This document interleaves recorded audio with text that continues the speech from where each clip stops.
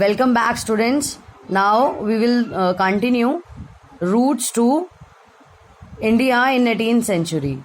Earlier, the traders they used to come in India from Arab, and your Britishers they don't know the route to India. But in the year 1948, one Portuguese explorer was there, and the name was Vasco da Gama.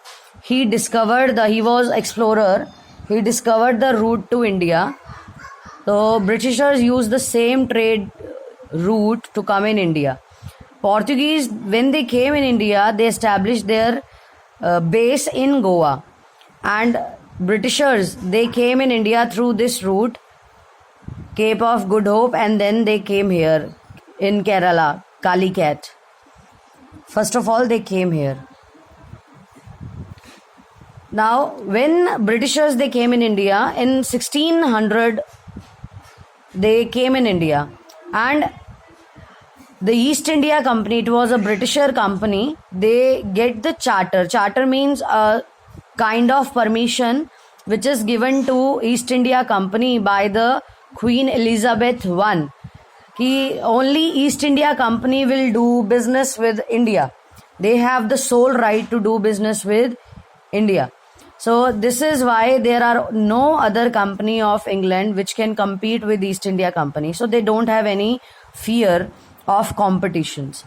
So when they came in India, what they did, they buy goods at a cheap rate and they carry them to Europe and sell them at higher prices.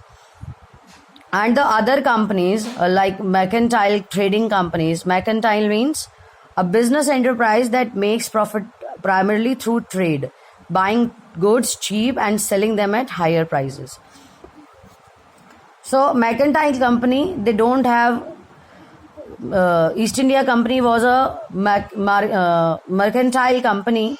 So those days they made profit by excluding competition, because no other British company have permission to do business with India. So they buy goods at cheap rates and sell dears. Dear means at high rates. So as East India Company, they have royal charter. So European, the other company in inland, it could not do business with India. But Europe is a big continent.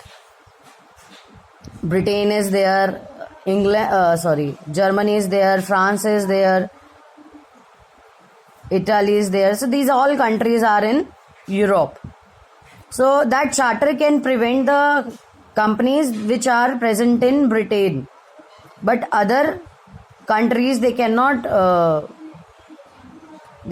stop other countries to not to do business with India. So more European companies they came in India for the business, and the problem is that like French also came and Dutch also came.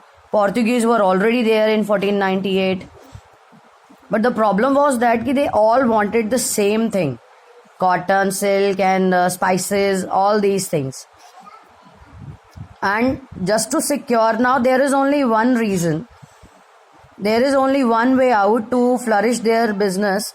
It is just to eliminate their rivals. Now these countries, they become their rivalries. They become rivals. So what they did, just to establish their business, they regularly sank each other's ships, and sometimes they blocked the routes of each other, and the ship which is moving with the supplies of goods. And earlier the companies they used to had their arms and army with them. And what they did, wherever they have their company established, like East India Company was in Calicut, they established here, or Portuguese they had their base in Goa. So around their company they started fortifying that company.